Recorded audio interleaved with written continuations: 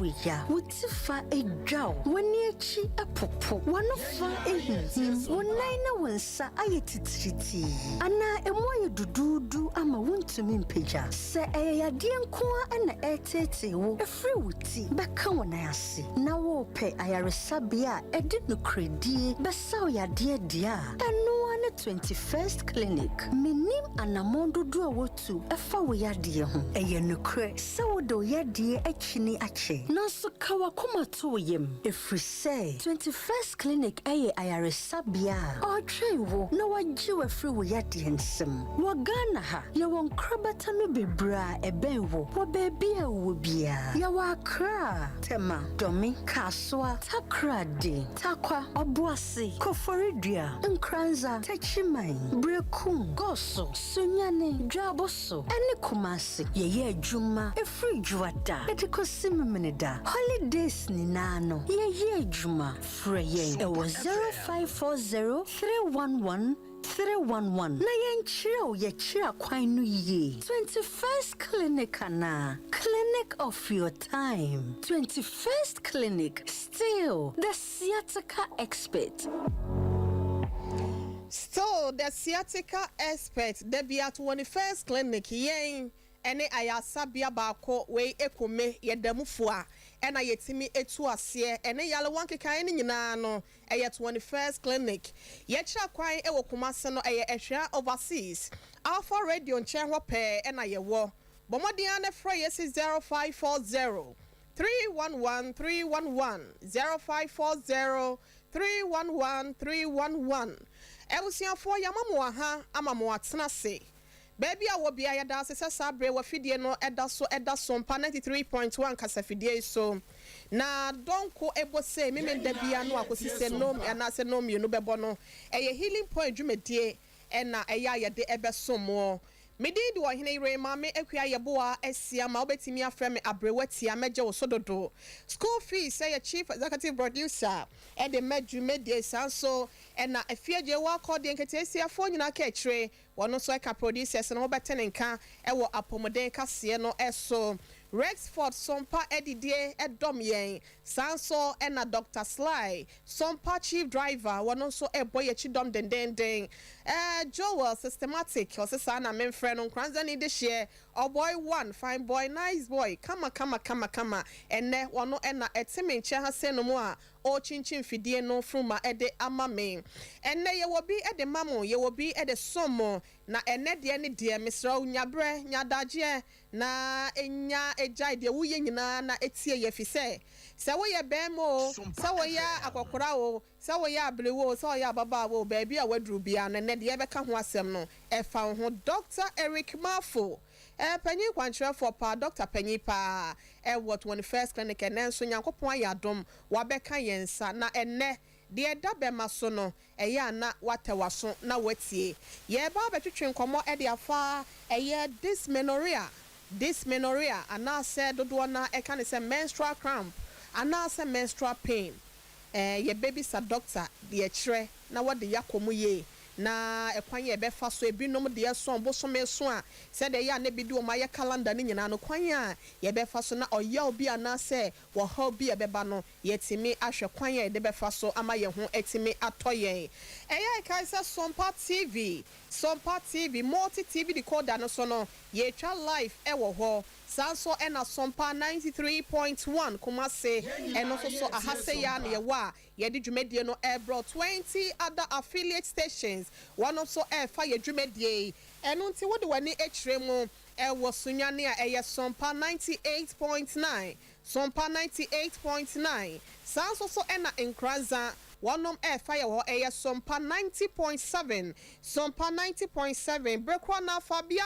FM ewo enkranza one so fire na wenya yen so ewo wenchi ene nkwado eye ewiase FM na NJ FM ewo ejula Asta FM ene agenkwa FM ewo tachiman ene ne mpotamo na wodo wani chemo brekuma eye Ketro FM Witness FM ewo sehwide so sanso na Radio Rainbow ewo sehwidwabo so Success FM ewo go so abotan so one fire sanso na Power FM ewo enkran wodo wani chemo ewo takwa Dynamite FM, Connect FM, so what Takra de Kofodia, Eastern FM, and Afe Oko FM, and so Nkoko. Share our Facebook. Sompa 93.1, Sompa 93.1, and NASA Sompa TV Ghana, 21st Clinic, Sciatica Research and Treatment Center, Nina no Facebook, YouTube Hono Sompa TV, and NASA 21st TV, call www.sompaonline.com, and sending in no what's ye at the Afa online, so ene ye will be time chuku na etie Dr. Eric Mafo wada Roma area yebemo wakwaba mejo so megidi so onwe ye pa ba sha ne me ho wata de na efe pa bo sha na ebo no so ye kama Mrs. ho ye de ba so ne ho ye 21st fo nyina obia so ho ye ye danyame ase me get asia fo nyina ka etire afiaje wakọ de me do wapom te sei ne re nyame adom me ho ye pa enen so ho aye fe pa me ba ne so kọ ne pink ai we lady style no afiaje wakọ de eno no doc yate ne nkan wi ayama na kwa aba no ye bekọ ye topic ne so na before that said ye da ne da ye no yenko afiaje wakọ de enkitesiafo nyina ka etire ehọ na wonfa pom de kase no ema ye tew ye besa aba na dwumedie no de aka ne nyina yetimi e de atoa so afia yenkoi ohini remeda se ma menche tiefo mo magebre ehwe healing point tell Sompa TV na omo tie ye Sompa 93.1 FM and afi other affiliate stations ni nyina apomden kase emre na edru so ya apomden nsema ekotwi kobre mine maso ne so am de ba be som ena wie na nsem no de obetine kase mu bi enie Dr. Ama Bene or de to Ghana mampani enim se sickle cell yade a asefem na atiti ye pa nto be se o manani enku yade no ho e wo man mu san so na Imano Yawuli so edefutu sem ekwa mayen se aduane ayeto no monten so di no e wo se ye mayani eku aduane no ho ye hwe tibia aduane ni wom ne ba bi eton aduane na nsa ne ato aduane no edi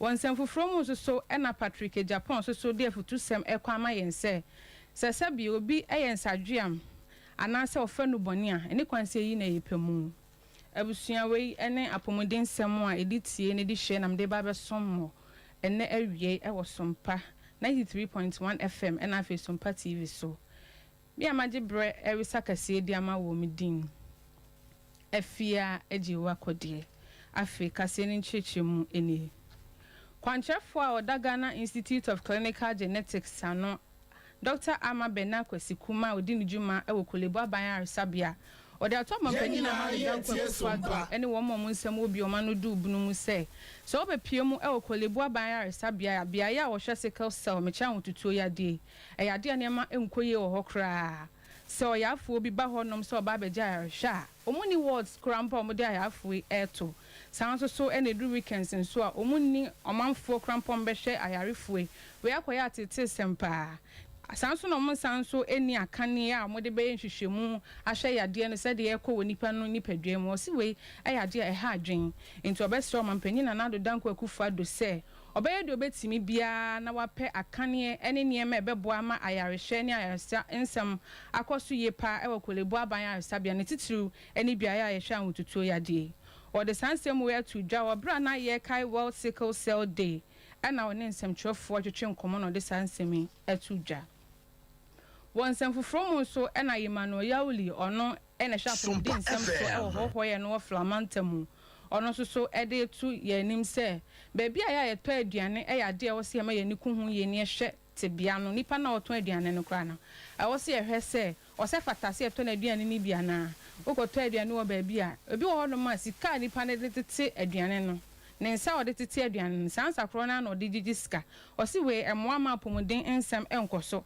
entiama ye ni enkuhu ye pa ebra na one ye ensem kyerofo etwetwe nkomo ewo Rainbow Radio so eno de sansem we etuja na enum no na ochirem se wa ye health screening e de ama wo mo tonton nuane wo montene so na wo ye wie ye no onya nipa 3000 na wo hyebo se bosumi bia obeye de obetimi bia se obeye health screening e de hwehwe na afi wanante montene so wo hoye mpotam ho no mahwehwe se baabi eton aduane ne ho dini say o say nipa gina hoto aduane ana e bi say aduane e yade edi ko o say e dey betimi aye bia say ye be di aduane papa say ne be yenkofa oha bia emfa emre yen won sem fufuro mu nso so e na afi no Dr. Patrick Japan ono nso so e de to dwa na sa papa yi ono na yensi anemu ema Education and Prevention Department of the Narcotic Control omo mo hwe no bone so e na o de futu sem e kwa ma yensem sesabi obi ayensadwam ana se ofa no bone a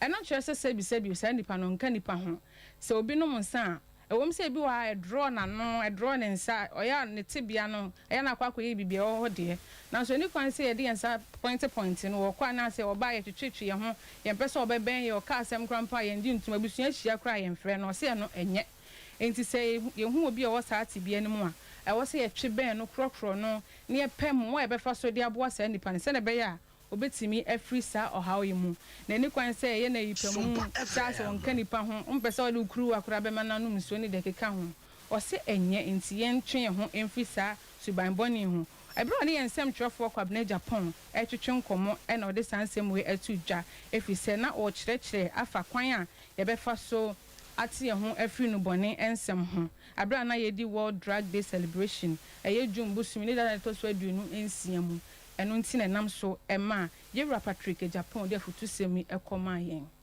abusua kase no esi me ameje bre edebe som wo medin afia eje wa kode obetimi afrem ketesi afo kechiri ohene yiri maami akua yeboa esiama otoa de aka eso madam nyina asiama mmoni tie ni hwa enyado afia je wo akode nketesi afo nyina ka chire ena yete ne nka ne yeda na se papa ya fe yenko doctor Eric Mafo enchen ne ne no enkonkotwetwe enkomo doctor yamo akwa babi yo ena yese ye treat eye menstrual pain and menstrual cramps said ya terms ne ya na mo kan dysmenorrhea and ene no na ye kan na wadaroma se ye kase dysmenorrhea cramp na wadaroma no no ya na eye den ba before that yenko menstruation se menstruation kasa no eno ye de ba de kan ekiresen okay enti nano yankomodie bebre na befa yenu ama mo ho ne ye maame anase obi a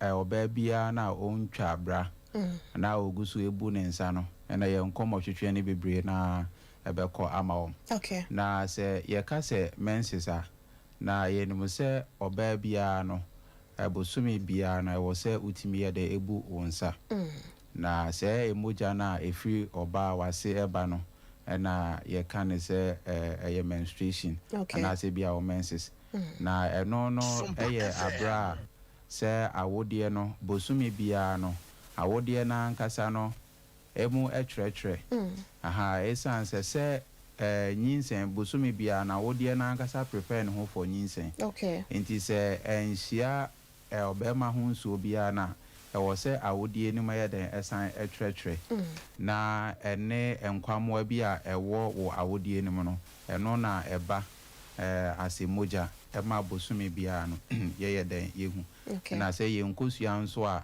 na oba ni nkosua nso enhia ebema ho nso bia no ni nyina nso efra na eshede of eba asmenses nti na ye kan say every month bia no se endometrial lining no eshede offer say moja no na yehu as menses endometrial lining and on anyam say last week was it last 2 weeks here can was say I secretary be sign ya wodie no say kuna eno no ni ade a etimi ma oba nkasa etimi fa nyinsen okay nti won say empempi na ya na ye kan say obi ho ade ohun ya say ni nkosua ye ni tubes eye nti no no say okwan bia ni ho anase bibia ni ho kwan say wo say wontimi nya den wo ba ye kan say endometrial lining eno na ye ketan kasa na say wo awodie nim na eno na other hormones etimi ye den eboa estrogen ni progesterone no etimi eboa na ye very thick enti say sade we krampo no ase nyinsen ba obetimi enya miscarriage ebetimi a wonyinsen betimi asay because no na eba ba be hodi nyinsen na nkasa na etimi ade anyi ababeye oba okay aha yada say na fe yenko dysmenorrhea no Yenim say ne menstruation no wo twa kan bi ntina ene yatena se ba be hwehwe ho community eno so no sen na ya na esitie wada Roma ne ntra se ne se. I think say last week, yeah adie kakra na ya ka se ba bi hu titis. And as if be hu test no it means a inflammation. TIS and TITIS. Okay. For inflammation. Now in health no baby I will be hu this. Standing for a pain and I say difficult. Okay. Into no and yen word na nkasa ya fa no ye chirechire mu kakra yes ye wo dysmenorrhea. Into this no standing for pain. Okay. And menorrhea no so a technical term and as a medical term dema for menstruation. Oh, okay. Into we know menorrhea no stand for what menstruation. Okay. And as I say oba ebu nensa no ne kind of menorrhea. Okay. Into dysmenorrhea na say difficulty in menstruation. Okay. Into you can say dysmenorrhea say oba obu nensa or te yaw. Okay. Okay. And in all nankasi can say and sebua a day yawe de eba. And he say eba so obi onuma onum say a normal. Okay. But ye kwanim no ye be hu say enyo bia wo say ubu nsa o mu say wo ba ku mienu miensa bi ho no ma wutimi bu nsa wutimi nya yawo kakra bi. But enkoye say de na wo kan say Abribia no na ya befasi edo ya calendar na mema no de o ko jiwa ko bu so mi akatua na ya say ya hu e de ba we no ma wo say yare we ya be ka ho asem e very painful pa ti say obi o ho no ma say boso me na nkasa ba be so a na ne ye man nkasa ya de ahihye no enti under normal circumstances de ni kwan se oba wo bu nsa wote ya obia there be under normal circumstances in there eni kwan se wo se wote ya ti na me kan se e wo mu ayemfa ne se bia afe bia wo ho no but wo ya wo ne kra na nya de a e wo se ebro so bebre se ebro so be won se obu abosumi bi wo ho no ma won se na wo nya ya wo kakra bi e wo but a free or subsequent ones never banny be an own hoshe. Okay. Because no on that month Munan Casano, hormonal imbalances be beating me at the abba. Okay. Because as time moves on, I can be say hormona, they say ya win na deba. Okay. Ain't and no at times say at me altered kakra with 1 month utiminya be a slight pain be. Okay. But say will you be a dear bosumi be and I say just say acha na bese busumi mienu bia no wote yawa na we na say this man we I can ho asem no. Okay. Ebusia for fe na wadom yen a ha ye Sompa 93.1 kasafidie so healing point dwumedie e na wasungu so a ye de ma wo no Dr. Eric Mafo Dr. Panyaya wo free 21st clinic sciatica expert for ho e na nyankopon ya adoma obeka yen sai na de ye twetwe ho nkomo no e ye menstrual pain ananse menstrual cramps ana dysmenorrhea e na ye guso a ye twetwe ho nkomo no me ankasa me ba ko ba jesse sempremo bema obedo no so ewo TV ho no na etwa ye ne a ohu mi TV no so fefe sa na doctor so animo bright efeje wa kode so shine wo so no na doc sa wo ya wo ayete no wo ye nsebo mu ye wo mu ahodo broni be kan se types no ye wo bi wo ho ye wo mu ahoro mienu. Okay. Ye wo primary dysmenorrhea anase your primary menstrual pain and cramps. Okay. And your secondary menstrual pain. Okay. And I cramps. No. Okay. Until you won't teach a mummy, you know. Okay. Na say you can say primary aspect now. And no ye or more ya na nka so mo fire no right from say omo bebu omo nsano.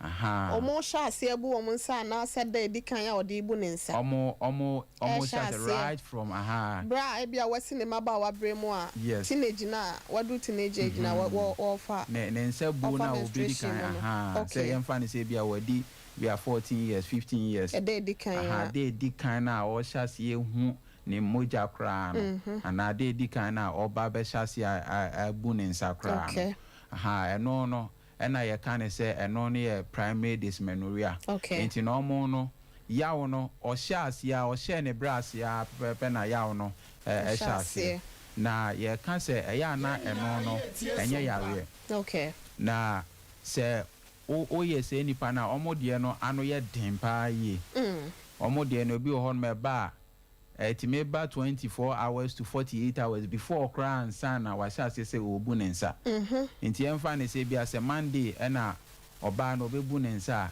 ya no be sha se afri ene okay and ebetimi aba na ade achi ade sen na ekọ ya no ekọ anim to the extent say onipa no kra na ya den kra mpo se bi obetimi kra mpo apeja ni mu propane before menstruation and you know almost say you can say pin no start here then it aggravate into ebekọ ni mu sa until say bi onipa no obebu ne inside den awie okay na you can say wo de shase ana say wo wuchima buo mu na wo shase en say wo hu sa de we ya primary dysmenorrhea okay na eno ne kan say enye yare bia na say eba nso a wo betimi achia ana say wo betimi de anante a ebe very difficult say wo betimi anya solution because all pan no adro yes all pan no adro and the betimi kakra aboa wa e bia awo mu okay ana say bia wo kọ enim no the more na mfan say wo ne bema edi enhyiamu na no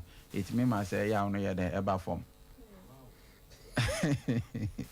if I try fe no wedi 14 a yen kasa kofa bema sese doctors obi kra ho di be 18 but say wonya ya na o de ya na watwentwen so ama na konenim kakra systematic social menim doctor say primary one no? Yeah, primary one, yeah. Just say wafa be ma akọ n'anim ansa kakra. Yeah. Ana say wa wo awi ansa. Nti yemfa be ma asem na ento ho. School fees no ya wo dia.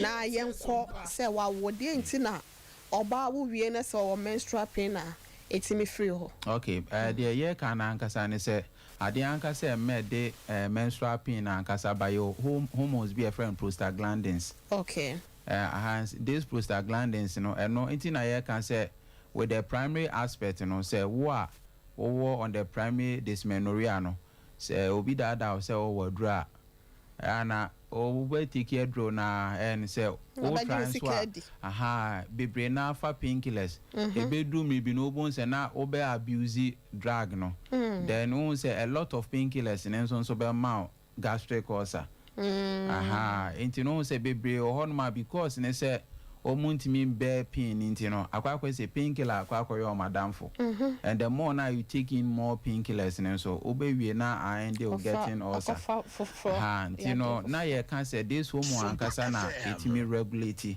okay the say prostaglandins no eno na e dey say pain ni ba na ye can say eno na ankasa no ewo oba na wodie mu okay na ne juma say hormone ni din say eno na e contract eno na e moa awodie no na etimi san relax awodie no okay enti eno ne boa for say we na be contraction and a realization and I say oba so kwa wo so a eno so na etimi ye da boa e ma awodie na no etimi ye da ebie okay na omo dysmenorrhea ya ankasa no e kire say omo wo the levels of prostaglandins are very high. They say a dose on bebre and as we are and no and at times a deep in and casa de eba. Okay. Now say back to your question or say we anka see a receptors and casa ho. Intina ye can say one no more dry ain't mean ya the answer of it. Okay. But say unya wa receptors na nkasa na kwa say o ma no baby a hormones no epiepie free wo awodie mu. Receptors na ye den ya. Receptors na ye say on say awodie ni mu no.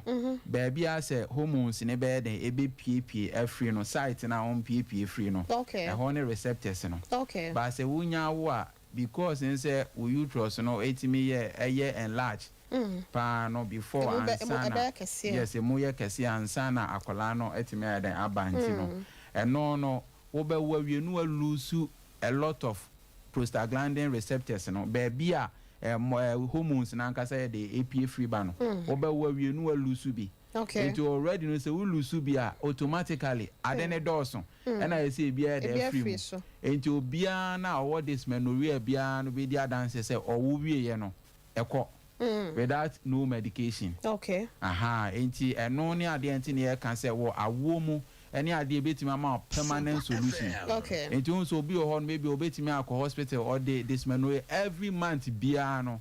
Then I just call hospital every month be I just say admit no. And you won't say doctor ope wa sem no obeka che o say bia say wo be a won fie na bia ekọ animo obetimi am advice krampo say ye den won tem. Because the won tem that's the only solution and can say betimi ya den aboa. So when you so na bia wo kunu nta mewa and na beka say ne be man koda no. So betimi so ne be man so so ya den ada.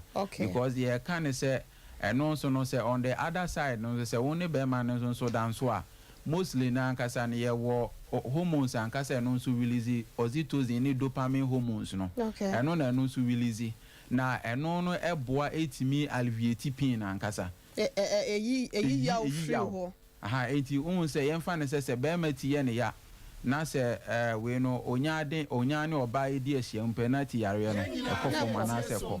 Oh really? Emema ni adanse with a personal experience. Na we do go for ba se be man so ti ya ne ya we do wa ba o ya be mama misa na so onya ne yire ye betro we no onya ne yire no fo ase e de ne tito na ase na yire no fo ntam de ne tito a eya na ema yawo ayiti ade ne nyina akọ no so yampa na say ema na relaxation bi wona dream say wonya stress a on say one thing is say ade na nkasa no on say ye wadwen before no kran say bia wo ne oba kran na say be ma bedi ehyem no wadwen enti ye kan say before na obeye sa kran no already na nkasa no we hormones ankasa release ye wo say efa say oba ne be ma ehyem de no ye wo we no hormones ankasa release medical kan ho dopamine and ye wo endorphins and ye san oxytocin eno no wo man mu more ba ye me man ankasa dopamine and endorphins no release more and eno no ye kan say ye sex hormone enti before no kra na wadwen be koso na ankasa na di kan ankasa trigger wadwen mu na ankasa na part of the brain ankasa hypothalamus no eno ankasa na release say hormones nyina enti hu say na me kan say shenu so say bi ase oba be ma say wonum oba nufu ano a wo hormone ankasa ye den release and as akola so enum because oba ma no unum oba nufu ano a eno ni release sex hormone ankasa and as akola no so num ne maame no same nufu na ano a eno so release in another hormone eno say friend prolactin into eno de nufu nso na ye den eba and we no also penyimu no so no eno so another hormone ebe so that you have excitement akono na pamo sa na mo akono no koso ntina sa wo ba no mo wa wonte akono nte wo ho nya wo no kono bia na gese omo ho yo mo de pa ya oba bi se ne be no na na ho ye ni nyinya na se no one repeal ba ne ba no so ye be mu ya asem nti o ma empanyimfo bi na bete akola no e free ne ho kakransa ekoso pa na obi wo ho ana minim se sa yi na ya na e wo ho a wa doctor maame no na osene ba wanya 2 to 3 years oso onum na especially so yesa wo kana o da bi eno ne de normal the thing say on say ye fa say lactation no from day 1 up to yem fa say bia 2 years after 2 years na so you know breast milk bia intimi produce bio enti by that time na kola na nkasa o no trigger sex hormone rather than say say prolactin no but akola na nkasa de bibia akola de bibia but on that time no say akola nya develop teeth pe then chances ne say when a prolactin hormone no ankasa ekofom na ekofom then other hormones na ankasa sex hormone mum na release more it is akola ni develop sene dia it won say the wokan ebeye den say bia from right from birth now up to 6 months 8 months e bia ko 1 year no obetimi asase experience the wokan but after 1 year e ko bia no obetimi asase experience that because no na nkasa no otwinufo ne kra na nufu so bia enya de ema ekofom so enti after 6 months no the level of in fact the hormone prolactin hormones no it reduces better na after the atimia trigger other hormones no which is the endorphins no yes yo school fees Kawa no to mo ho wale. Baby ayadru na ye mpanyimfo ayi awurade. Doc, enti na wo say ebi wo ho a be ma ne tie ne ya. Yeah. Na ode onya oba na ase ne ho kani ene no ehia mu e wo mpamu a. Yeah. Ti ade ni nyina bayira. Ni nyina. Wow. Emma no. Unse bebre na we no na America ne say bebre na bit ma testify. Because one thing is anything you can say obu obeka say be a how. You can say sex hormone no wo dopamine no release no it alleviate pain ankasa. Okay. What you say alleviate pain. It is nya alleviate pain na afede ama when unipadua ni nyina etimi ade relax. Okay. And unti na bia after sex cry no utimi dey enya enough sleep. Utimi cram put that cram more crashing within a very short hour. Enti be me be okwa na yire ho osim pa cha ma moja duro ni bedo. Owie ye the dana manada.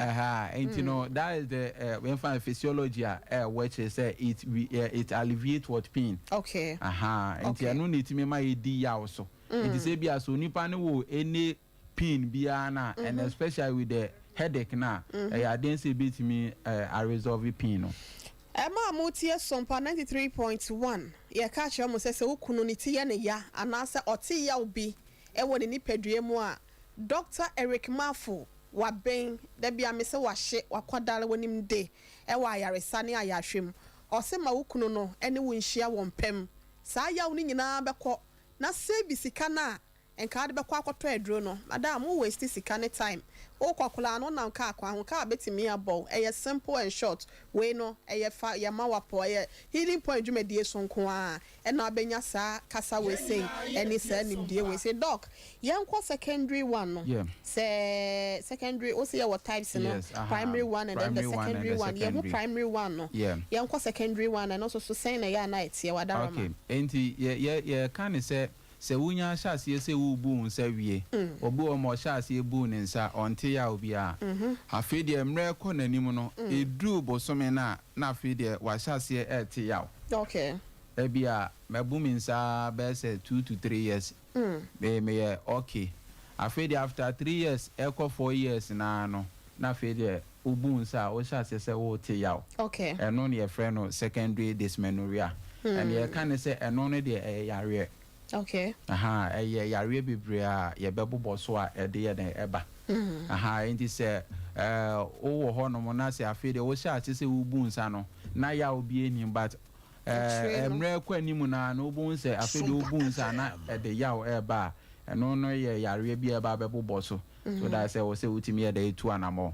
Enti normal yare ba kwa a ye bedi kan boss ye fibroid. Okay. Enti obi a na mfa so wo fibroid no eye ade a se o betimi de we no betimi de ya wankasa ye de aba wonsabuo mu wankasa. Okay. Esan se eba sa na because say eye fibroid no ewo wo awodie nu nti no entimi nya de emboa ma awodie na ankasa entimi entwetwere ne ho ankasa yie. Okay. Enti afi de eba sa na e de irregular contractions ankasa na ebeba ha wa na wawodie no fire the M1 itime relax ansa ne muja na ye den aba no because of that enti no eno nso time ya de itime trigger pain pa. Okay. It is wo fibroid no so ebetimi ama wo fichi ko ma ya den ayeden ana say yawo awo na when ye wo condition bi nso a ye friend endometriosis. Okay. Endometriosis eno se na ye ka say endometrial line na ewo awodie mu no obi dia ankasa no enkwamwa ni bitimi kofo me bi ankasa bia ewo na ni nkosua mu anase bia ni tubes ni mu. Okay. Se basa na se no so happen a etime de say pin we ankasa na eba. Okay. Nti ye kan say bi obi nso a watwa scan na ye say bia endometriosis nso eno nso ya de nso a etime nso de say o how ye de eba. Na ye wo o man ankasa o mo emphasize the pelvic inflammatory diseases. Nti we no bi a owo enamu yare bia no we no akwakoye kwankro hu se na obi ho no obetime anya enamu yare instead so obekọ hospital my yetimi dey treating no no no maduro na the most painful aspect na say one of best 3 days now who say ya on in there kono na we giant on to us and at the end of the day na be ma complication na e de how be atimi aba awudie nem say e ba san so awutimi so te ya enso so wa fiche komu and ye can say be a pelvic inflammatory disease as a result of infection and so no eno nso timi ma o te ya pa e wo fiche komu ana say be a wo menses mo ena we na eno nso free ho no nso a ye be kan say ye wo nipa bi ho no so mo anfa so mo we no irregular menses obi ho no ma ha say ne menses no ensisi so ye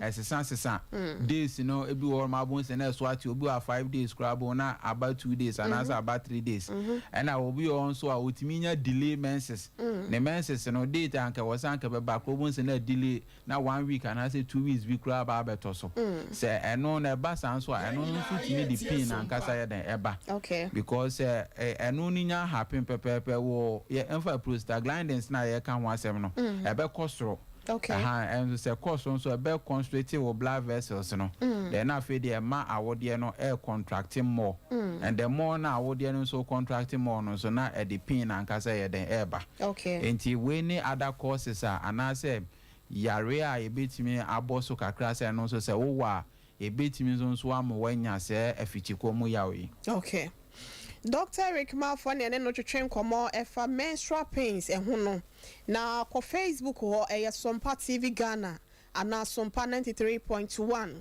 21st Clinic ana Sciatica Research and Treatment Center ho nyina no obosha wo search engine ma Facebook a obeka chi live for YouTube no Sompa TV ana 21st TV mo amajoni ye nyina yeda mo ase nana hema sapon kan ye ho abasa career enso kan ye ho Felix Opon ene nana kwame nana yauche ene wo mo maka nyina so yeda mo ase nana kwame mo nyina mo kan ye ho a mo hwe dwumedie ene afofra ka brepem no ye bekenka messages kakra ya mo de ebeba no na doc ye misawo ya na obi wo ho a obu ne nsa ya to din bi krampo say eni dane eno no ya na de na ma ne ba because obi wo ho a ne de no obi sisi ya ne ya menstruation mo no obi menstruate obu ne nsa wotimi etese ne sisi mo ankasa ne ya opa aginem obi nso de wo ho a ejina ne slim obi nso wo ho a ejina ne nufum obehu se o menstruate pena no nufo no ahyehye na ano no ye ne yan kasa te senti o baketo akrampo e bia wo no mo no a na eno akwa ya se dru sa bre na ontimi ma ne ba no krampo no eya na ye how bebre sa ne ma we se mu nyina no ye behu no first one ya types no primary one and as secondary one mu ne ye behu na ni dane no so de ben na e de na ya na kofa sa ya den ne ba ma ye bubu fa so sa no okay enti we ne yan kan se say no ma we nyina fancy be hu no obehu no wo ni nyina mu whether being primary and as fancy secondary no obehu say no ma ni nyina but with the primary no be mo hu say e bia yare bia nye yare bia e mo ye mi hormones na e kosoro e ma e de say ya no ye den eba and we no so no the secondary no so be mo hu say na ya ni ni ho but emre kwa nimu kaka na de say ya na ya den aba ba sin sunsun so no de obia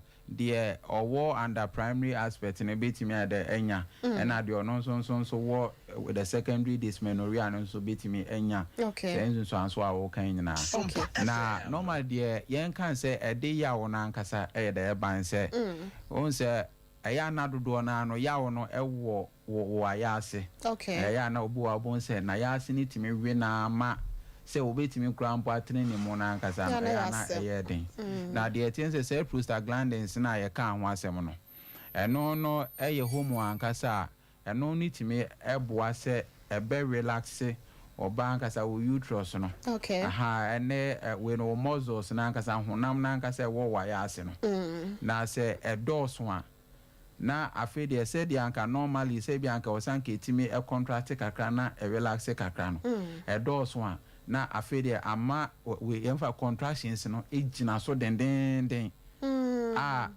entimi nya de enko form because e was say yetimi nya utimi nya normal hormone nankasa prostaglandin utimi nya normal na utimi ye the balance nankasa okay so that anything America ne say obi o hon mind there once in your lifetime kan ubetimi a menstruate a ubetimi ate pain bi but enye da bia enti na say once in your lifetime say it me happen it means say or on that very month nankasa prostaglandins no e release in excess and I say we no enkwamwa na ye the edoso enu nti na ma say yaw no ye the ejina so but ye kan say yaw no ejina so ni nyina ye enkwamwa ya nkasa a eno no ewo wo awodie mu na emu na eno no ni dwumadie ni sanka etimi ye the eboa nanka etimi relax nanka we no uterus no so etimi ye the emoa kakra no adoso ema afedie eno a entimi ye the enjo okay but we bon say na day in and day out on contractions no the air koso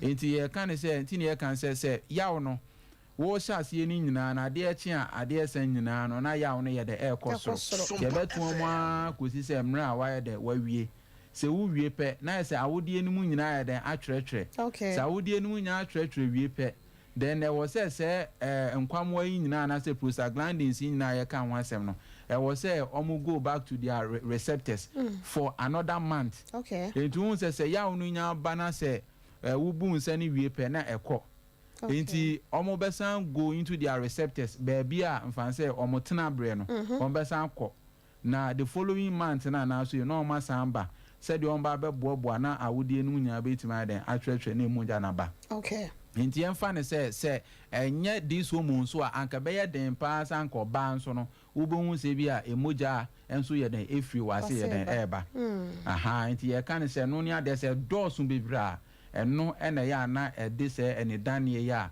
ede ya wan kasa ye den eba oje won hu kra na enye yie no okay nti wumbe Samuel was said the doctor can no che say na nije ho papa join wo Facebook ye da se na doc e de be na ya na esie wa ya ase woni nti a obi wo ho a ne moja no wonya your friend is saying moja dodo ase obi de no dosun dodo obi nso de ne de no ma yan kan sa de na ya na esie a starting obi wo ho a wo ye no na ne menstruation no moja na nheda ma ba kire no obehu se wonya heavy flow and kasenti that obo your friend is saying party be cry just was the son ho be mi no mi ensansa na ade atimi asa okay enti en kan say with there are some people who ankasa omo bleed heavily naturally un say enti ne kan say esono obia ne the size of na awodi ana say ni uterus okay and na esono obia so no say endometrial line na me kan ho asem no esono obia so ne size okay na yemfa ne say yefa ankrem ye no de esi wo okay oh na yemfa ne say baako ensuo ayama ewom na baako nso ensuo sin de ewom okay na ne nyina na wo say ensuo nyina ye de etimi epie free say ankra yi mu ankasa na emu nyina etimi ye den empty okay aha enti no automatic and say baby e be hu say e be focus pa so ye ankra na ye den adoso no aha ti bebre ho no ankasa omo uterine line na ankasa etimi ye very thickened etimi ye thick pa emutimi ye du na emutimi ye du a wo say ni nyina na mu nyina etimi trɛtrɛ na wodie no mu san eda ho no begins with menstrual bleeding obi ho man ti say hwe screen ne so na entu se bi wo ho no ankasa omo de na ankasa mu ye den eyedu etini nyina be ye den ebe trɛtrɛ na afi de ema we no ensabuo na say moja ne bebre ye den eba ano na etwa go Sompa TV ne so Facebook no me so ko na kwhwe ade Sompa TV Ghana na Sompa 93.1 YouTube no so Sompa TV said de kwan a efa so ma emoja etimi babo so me boso me bia no awodie ne matwetwa doctor ka ho asem no na etwa gu doctor mpa cha to aso ma ye na ye wo aside that ne so no aside say awodie ne no eye more taking na etwetwa no ye fancies obi amfanso wo fibroid okay and so betimi ama when we be bleeding more because at the end of the day you know because of fibroid na e woman nti no ebema endometrial line na say ebema bulky uterus okay nti ebema awodie ni mu ayema aha na say be kese nti the more say mu ayema I was saying nyina mutimi ye den etwetwere okay and no say san wo other condition bi on say friend of polyps and so polyps no and so akwa say form of no so to say fibroid na but no ni bleeding enti na no krampo na obun so omon so mo polyps no obu ho abun se obu ne nsa right best 2 weeks after pepepe obon se no asan hu se emoja asan e san ba bio okay enti se ni nyina no se yemfa so wo polyps so a etimi ma wo emoja ye den when e too more anase wutimi e ye den e bleed more enti we no mo ne nyoma a ebetimi ama wetimi ye den e bleed more as compared to ebi amfa so bi a only any other condition na ne endometrial lining no when e very normal na osan wo normal uterus no as compared to both from say na it happen okay na ebi a me hye me nse bonus no na mete yaw se bi a nipa dodo na akrampo de ya na ema no ya ase ne yesisi na ya yete enkapa se ya afi ameboa say ampa easy ya se ba ya na osisi okay na view na ebi wa e ban so asa ebobo bi ebobo banana okay enti efia je wa kode enso so experience na ya je account ni nyina eboa enti se obi wo ho a all sha ase no na neema enti sa ebia me for instance ebia na misisi ena ebia be ka se be 2 days ana se 1 day bia mebu mi nsa ya na ebo me nkaye bo se misisi ya me yapa ka ntete no nya na de me twabla enti e ba sa na wo hu se o menstruation echi no na ejai but obi nso de ho a ya no eba no afi obebu ni nsa wie no kura na still an o sate ya no you say be about 2 days and san atwa obi nso de o say de wo say kan ya na ekoso nso no ne de na say de ekosoro no ye no de toto first ne ne na ihu na I say still a primary one but I say no so emu apagya no de na ya na ekoso sa enti on say bien kan ne say yemfa ne say dysmenorrhea ya kan ho asem age wise and so etime factor okay enti on say obi ho nso a emra wo hyase a obu ne nsa no te ya wo na but ekwa animu kakra no obon se na etimi a stop ya na sa brase okay normally the size of uterus na say awode no so factor okay on say even obi akrampo a obi a wawoda no na awode ene obi a on woda awode no we no different enye pe ena obi a wa hyase enso a obu ne nsa nso awode enso so ye different from obi a wabu ne nsa che kakra enti no say ye can say at the early 20s no enso ya de a wutimi enya de spin kakra ba ekwanimu a na say bi asa wodie nu etimi e bai kakra then shenen so say once a wodie nu e bai kakra no this hormone anka prostaglandins no ne site no receptors na anka no etimi ye den elusu bi in the process nti wo nipa bi o mo sha ase na anka no na omo woda pin anka sa ye den e wo ho e na etimi ade a stop na on say ye wo bi o ho no mo a say eti se den kra na se unya umensesa ebi o me betimi abo nka ye kakra obo ebi o ti se bia ne sisi ebi ava se bia ye ne ya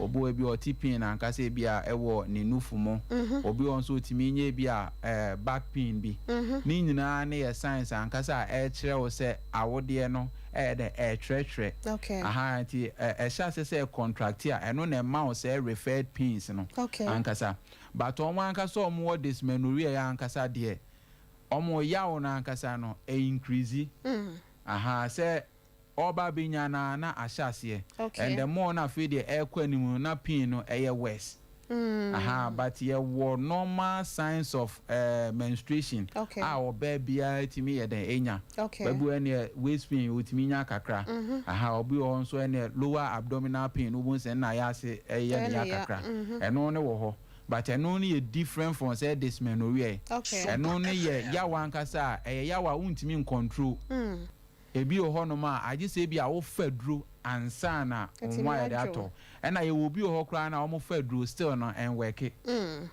because ebi ho no ma ena wo faduro kra na e di pain ne beba from kakra bi ba hye ne so say receptors no is still there it is a drone nya aware of pepepe ya no betimi asan ya den asan akosoro abusia for Dr. Rick Mafo ne twetwe nkomo no na ye beba ifia je wakode se bi won so na clot na yiba eno de na ya na ma na minim se e flow clotting bi ama bra wo bu nsem de na ya na e ma ne basa no ye normally na ankasa no se ye fan se clotting no se wuhu at the early stage no se obi ho ma wa sha se afi no wa sha se ya wo bu ne nsa enti no de Eyane is no order alarming. Okay. Obo ma fe no washa sia o bu ne nsa nkasa.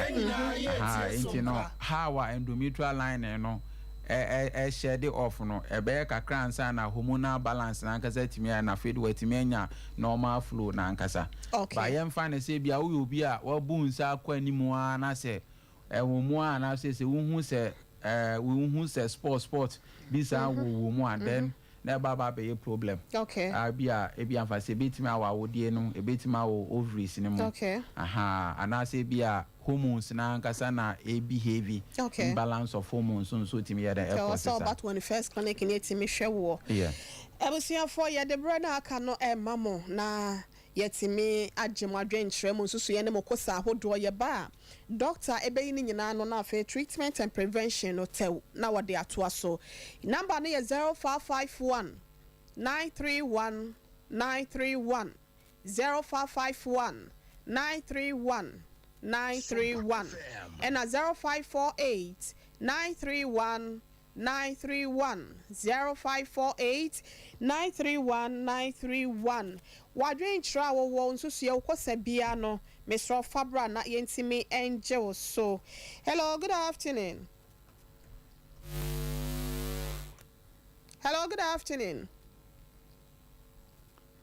Holly me pacho oko kafra ebusia for yen hwese e benya ne bia mu hello good afternoon Afternoon, sir. me pacho di ni baby a free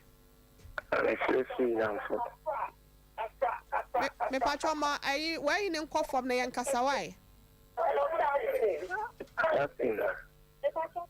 my auntie also free Yamfo yo sunya yamfo pacho yo Really, Adaruma, it's a program is come. My doctor.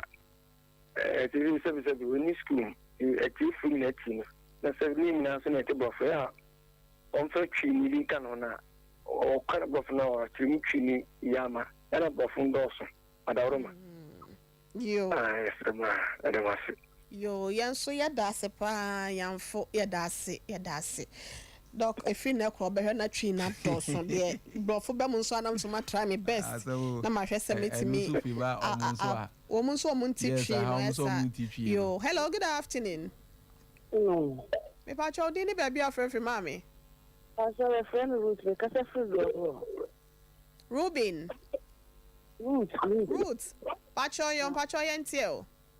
Pacho possible say but I know no can for. It's for my that's the back. Jina baby ye na yento won kan ye twetwe si why. FM. Mr. Fair. I know no for not hello. Ye tie wo pa o se akra no no fo na se wutwa na. Wutwa no fo a so ne be careful no for na so be up for no sa. Me pa enso ne be twa na se bia be da so aba kakra. Me pacho yate why? Hello, good afternoon. Hello. Good afternoon. Afternoon. Dini baby a free. I'm glad because I feel watching. Okay, obo asem pacho yankwe. It's home. It's a doctor said. The nice in the ember. About 2 months, it's in the from there, 3 months. Baby mother. Okay. What do you feel, Sampacho? They were 31. 41. 31. Okay, Pacho. Obey you one, why? Okay. So what's some for fra can you tell? I'm a book. Then a book I wanted him. Okay. Ya bepe anop messy bread ya mama ha bim why. Good afternoon. Hello, good afternoon. Pacho dini baby of free. But you from just because I see a flower. Joyce a flower pacho yentio. Pacho beside doctor say, men shot no cannot. Someone start here na ya kakra. But this days there says 3 months connect me the last time come up me hospital. It's me yes, I'm drug crash. Yes, I'm here to be doing. But what do you say? But I'm 46 years. Okay, what will pay on? But I'm out for. Okay. But your mate doctor no beka sawai.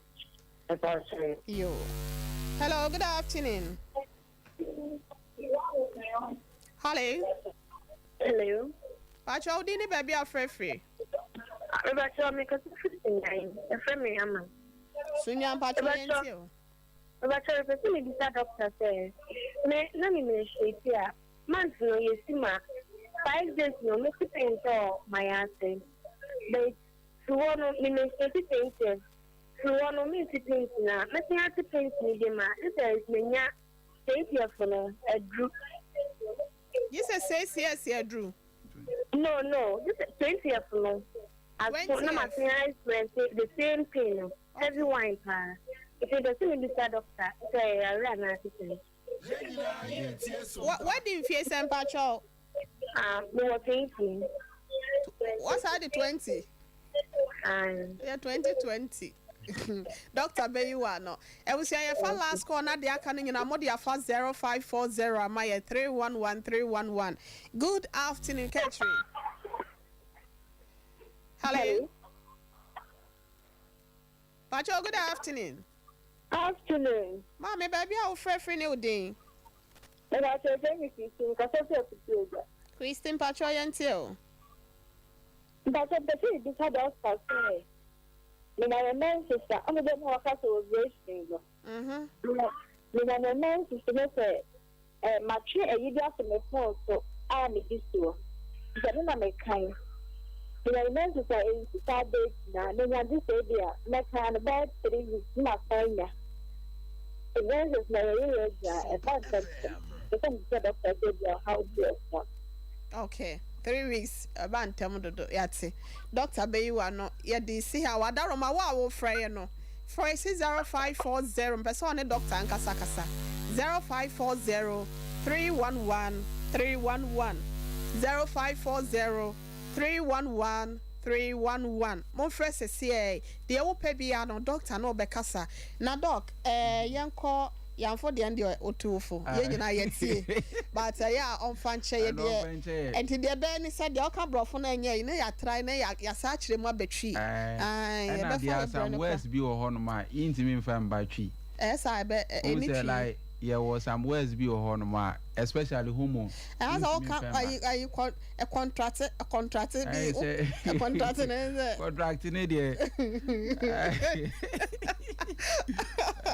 yeah, say more fancy. Mr. Alfred Free and for yat say, bebo your home or say, ye bear ya femudiana, and Tiasia, ye juma ye roots and say, the nufu sono say, Utra quada, nufu sono. Utrana stella, and I was a be a dasoba. If you know for mobile, say, we know Utrana, engineer can say, Akolana, or num for nano, and no nema breast milk and ankasaya there. It is a Akolana say. O one of pepper nas wama no anu nufu na noa enya dia se unufu na hyehyɛ sɛ dem kra na nufu so ni ntimi nya dem ma watwa no watwa na wie but edison ansa na nufu so na free nufu no mokola o nufu so ni de eno de even se unya stop se wo ye wadwen se o stop kra na wo makola ni nufu kra na within a shortest time ma pepper na was say etimi stop by stop here no bit mama complications okay because e bo bit manya breast engorgement ankasa e wo a onufu ni bit ma da ahun because when a basa nufu so ni be da ewom and one stop sir ahyasia ne de ya na you twa akola nufu no hyehyɛ ya na ya pa best some me fancy days ana ni kra fan say 1 week ne kakra na wo say timi jai enti efiri ho kon 2 weeks no da so na nufu so ne sa e wo ne nufu mo e eno ne de na me kan say when at times no when eno ankasa won say bia unufu na ankasa ya da ahyehye but one thing is say hormone na trigger na ma we nufu so ne ya da do so okay one thing say unya jaya na say we stop breastfeeding na and one ankasa naturally na ankasa it goes back on its own Oboase nso say bi wo ho 2-3 this Gladys oboase bi wo ho bosumi mienu ko se bosumi miensa na ne menstruation no maaye aha ma ya wo no kra ho aye ya mo I know they said all kind of problem. Okay. Anka say there was say yetimi hu the exact cause anka say emma ne menses na ya the we no emma sa no. Aha then na hu kwanti omo de an say we no betimi about 21st clinic na yetimi ahwe no. Aflawo de no Sister Joyce. Ono Sister Joyce ne question no once me doctor has on way there. Okay, yenko sunya de no so Sister Joyce me we amefro. We say 5 days na ya obuninsa by do 20th bia na say ono so ote yaw. Yeah, aha. What 20 years. Ono no kwambo 20 years. Enti na de ye clear sign ankasa of primary dysmenorrhea ankasa. Okay. Aha. Enti no de mostly no say bi o bi timi nya before kra ansana or menses na ya daba. And I usually na ankasa no it me affect people once na make us mom at the age of 20s. Aha. Until some time na ankasa no ebeko. Okay. And Christine so eputo ja say 3 weeks bia na ba normal na say e ban tempo say ban tempo or counting na say 21 days dia okay. Okay. Aha, say bia say da obi hu moja no. 21 days. Yeah, say 21 days. So 3 weeks is almost 21 days. 21 days, aha. Into a man term Sister Christine normal. Aha, normal because you say from say menstrual cycle na from 21 day bia no of the day and fancy will be home or blood and echo bia no bit my de aba. And until normal munya irregular menses no. Obu ane de bit my aba day say ni de bit my aba sinti. Uncounted da will be who no count na say 21 days and above there. Then it's okay. So Bobeka said 3 weeks, but Obe count to Caribbean 19 days and 20 days. Okay. But I say 21 days and above there it's okay. Okay. Abusia for mutie and I am a doctor enwie. Nyame ya adomo a onwie. Kwasa dodo na wo ho we ya made maje. If you de wakode yakran so wo bebre. Me so me wo dodo na ebre ni sa. Me kasa wonya obebo ne tawo kasa mese nya kosan free mo bisa no enti ade bekwa akọwie next week God willing enti doctor besa ba wa wanya kwan frɛ no we promise nya nkopon ya adomo a by 1:30 ye be bie phone lines no na yetimi afa more calls ye pese ye gemo how no na ye so ano de mamonte no se si asa wo frɛ ye ne a frɛ 60540 311 311 0540 311 na doctor enewo enkasa 21st clinic the sciatica expert wonom and also dwumadie yasena wonom etimi pagya yesi akonkon ema yetimi ede ebremo ye for happy birthday before say be my doctor can last word no emfa enkoma eye Piaro Mr. Owusu call National House of Chiefs or no and research department and omo head and Piaro wa woda papa Mr. Owusu no mama madam yo no sunyane eso mo do papa nyame pa and a womo extra mo srenyansa and nim die free nyankopon twede ampon ba say yadom wo se enhye wo mafra dum ekwa adum no na ebeye emfasode efama wo no mebi nka o my Ghana any ewiase nyanti Piaro happy birthday to you my daughter so for happy birthday Emma mental God bless eco school Twansi senior high school when you finish 16 years no under na woda wo mame Madam Doris or no papa na mental say one esre nim die nyansa hunu ya esiase ne entiase esiase free trade ampo ho na edema wo nyankopon entu anamonsi ye onya wo chem ene won katabo ba bia bekobia no nyankopon kania eni wanim omoso mo do papa yenti no koso aya akrapa wo ye no edema wo no koso aya ne sana ebesi wo ye na esi wo kraye nyankopon enhra wo pimenta God bless happy belated birthday to you ebusia for ye ko doctor wasemo etwato na ye ni enkanyambo a next week ye beseshia. Okay, I think say next week ye besia there na management ye the best or na next week. Management and prevention is treatment we know. Yeah, Rebecca said 21st clinic. Yeah, share Arabia. Okay. Apart from say be asiatica unimono. You share Arabia any medical condition biano. But more than na Timmy 2 and more Brian as ye. Okay. Na yentimi so ensure. Okay. Ebusia for 21st clinic ye chira kwan no ewo eye Kumase ehwa overseas afa radio nchen ho pe ena ubehu ye bomoden a na fa wani echire mu ewo sunwane eye regional hospital no ne hwe ani mu pe baby first gate no hwe ani mu opposite baby a ATM ni se no ehwo ena ubehu ye sanso so ena wode wani echire oboase a eye court junction oboase court junction ehwo ena ubehu ye Kumase kwantempon no eso ho a na go so Success FM enchen ho pe ena ye water chiman ade ye ne agenkwa FM no edi enhwani mu ewo eye sunwane kwantempon no eso what do I need chemu obrekuma Chris FM enchen ho ano wo be hu yen sanso ena takwa Roman stores na say Roman stores no opposite na be kaso obom road tema enso obe hu ye wo hokofodua enso ye ade ye wo ho enkranza ene enkran domi sehwe dwabo so sehwe debi so ene enkan ni nyina mesraw fry 0540 311 311 0540 311 311 yes sorry so na ya catch us frey say see a doctor no betwetwe nkomo 0540 311 311 doctor ya das papa penyame ya aduma dasene ye besa ehia na menstrual pain e hunhia me your benti ya je efie je wa kode wa ha say kode ye ko ohenere ye be do obi asam mo je brehwe me ko emechia me sofo prophet Emmanuel Akosedu say okay ono eneda Emmanuel Pentecostal no ewo Bremen Brukutu o hwedwumedie panti mechia na machia asafo manyina so yeda se omo eje osu abia Reverend Dominic Entry woni Mama Grace won somo wo eye Lake Road Baptist Kontana se ye chia mo na nwume mama nyina shalom shalom shalom medi do ohene re ma me akua ye bo asia ma school fees say chief executive producer de ma Healing Point dwumedie sanso ena eye systematic wono so eboa ye Rexford Sompa de die kan ho sanso na eye Slide G enso eye Sompa chief driver o kan ye ho Silas no yes eye na eye me fe papa ekwo ba jase sempremo bema wono so e kan ye ho ye komisro me fo nyini na ya shadow watch ndi oda so no eye Mrs. Dr.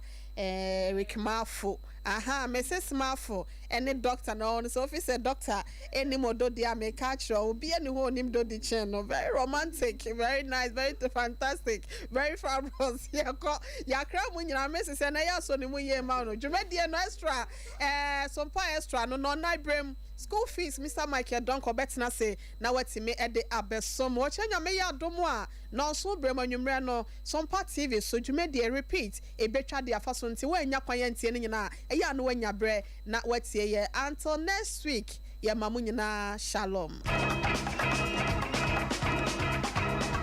so wanti unipeduasia wonti ayaresase over the years yanti